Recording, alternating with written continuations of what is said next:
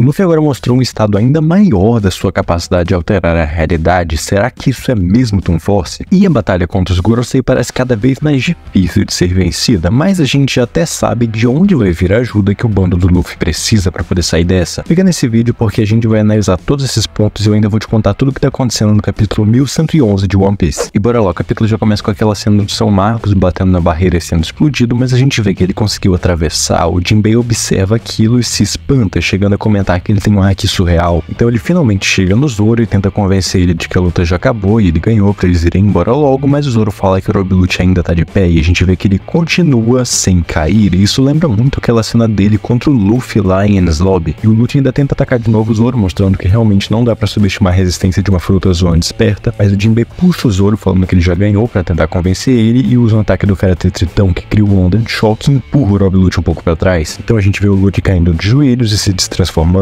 Então São Marcos aparece perguntando pro Lucci onde tá York. A gente vê que o Rob Lucci ficou espantado com isso, provavelmente pela aparência dele, mas ainda assim ele faz todo o relatório, dizendo onde ela tá, quem são os chapéus de palha que acabaram de fugir, quantos outros ainda tem, onde eles estão, quais os Vegapunks que sobraram, e também explica que o plano deles é fugir pela entrada nos fundos de Leatherface. Ele também comenta sobre os agentes da Cypherpol e os Serafins que estão presos no porão, e fala que eles ainda têm 6 minutos antes da mensagem do Vegapunk. O Marco sai voando, mas o Lucci fala que o parceiro dele, no caso o Kaku, ainda tá lá dentro e que ele tá gravemente ferido e pede pra, por favor, poupar a vida dele. Mas o São Marcos fala que talvez não seja possível porque é difícil isolar um único inseto quando você tá exterminando uma colmeia, mostrando que ele, assim como Saturno, enxerga a humanidade apenas como ferramentas ou então insetos, que provavelmente vai ser o padrão dos Gorosei. Então a gente viu o Luffy cumprimentando o Dory e o Brog, eles comentam sobre como tem muito tempo que eles não se encontram, e eles até comentam que o Luffy tá parecendo um deus sobre o qual existem várias lendas em Elbaf. Perguntam por que ele tá se parecendo assim. O Luffy fala que ele não sabe, mas que mais tarde ele pode tentar explicar pra eles. Os Gorosei então falam que enfrentar o Luffy e o gigante juntos pode ser complicado, mas o Luffy fala que ele não tem tempo pra ficar enfrentando os Gorosei, eles têm que ir embora. E os gigantes comentam que eles já encontraram com Sanji e ele explicou a situação. Eles também explicam que eles viram as notícias sobre o Luffy no jornal e decidiram ajudar ele. Então o Dory toca uma corneta e a gente vê os outros gigantes explicando que aquilo era um sinal que eles tinham encontrado o Luffy, que agora era pra todo mundo voltar pro navio. Mas então o Santop também entende o que eles estavam fazendo e fala que ele vai tocar o próprio alarme, e ele dá um grito enorme que libera vários raios negros de haki, e isso empurra o Luffy, o Dory e o Brog, faz várias partes da ilha tremerem. Inclusive a gente vê que o Luffy se desmonta por completo com isso, e do lado de fora da ilha tem vários marinheiros mais fracos que estão desmaiando com aquilo. Os gigantes começam a ajudar o Luffy a se remontar, perguntam se ele tá bem, falam que eles têm um corpo engraçado, o que confirma que essas coisas que acontecem com o Luffy não são apenas efeitos visuais, elas realmente acontecem, e a gente chega a ver o Luffy colando de volta suas cicatrizes como se fossem adesivos. Então eles explicam que o Topman fez foi soltar um rugido com o haki do rei e perguntam quem é esse cara, e o Luffy comenta que é alguém grande do governo mundial. Ele pula na direção deles girando e os seus chips se transformam em lâminas, mas o Dory e o Brog defendem usando o escudo solar de Svalin. Então o Topman pergunta o que une eles ao Luffy, se eles têm alguma ideia de quem ele é, e eles falam que sim, ele é parceiro deles, amigo deles, e acertam um golpe no queixo do São Topman que manda ele voando para trás. Então o São Saturno fala que se é desse lado que eles estão, eles vão ter que ser apagados da história do mundo junto do Luffy, cospe várias esferas negras neles. Então o Luffy fala que aquilo é veneno e diz pra eles tomarem cuidado. Em uma cena completamente aleatória, o Luffy cresce uma das suas mãos, puxa uma árvore, morde ela como se fosse uma espiga de milho, transforma em um bastão, tira de algum lugar desconhecido um balde de tinta, pinta esse bastão de preto, aparentemente com o número 56, que seria justamente o significado de Gomu. Então ele tira de outro lugar desconhecido um chapéu, faz uma pose de rebatedor e acerta todas aquelas esferas, mandando elas de volta no Saturno. Ele começa a rir e fala pra ele tomar um pouco do próprio remédio, mas quando elas acertam, a gente vê que na verdade era um explosivo, você criou explosões gigantescas, o Luffy chega a se espantar. E essa cena tem sido muito discutida na internet, porque estão debatendo muito se isso daqui comprova ou não que o Luffy tem Toon Force. E honestamente, eu ainda acho que mais coisa precisa ser mostrada pra gente conseguir bater o martelo que isso é Toon Force, porque até aqui eu vejo tudo que o Luffy fez como perfeitamente explicável por meio do que foi dito em Road to Laugh Tale sobre as habilidades do Luffy, ou seja, ele transforma a imaginação dele em realidade. Isso é diferente de Toon Force, já que na Toon Force toda a lógica do mundo, as leis da física, essas coisas são completamente ignoradas e a realidade é alterada para gerar um efeito cômico. Pelo que a gente sabe, o Luffy só manifesta a imaginação dele no mundo, é como se ele tivesse uma influência, mas ele não tá controlando nada. Por exemplo, aqui, ele usou a mão dele para moldar essas coisas todas. Até mesmo a questão dessa tinta aparecer do nada é simplesmente uma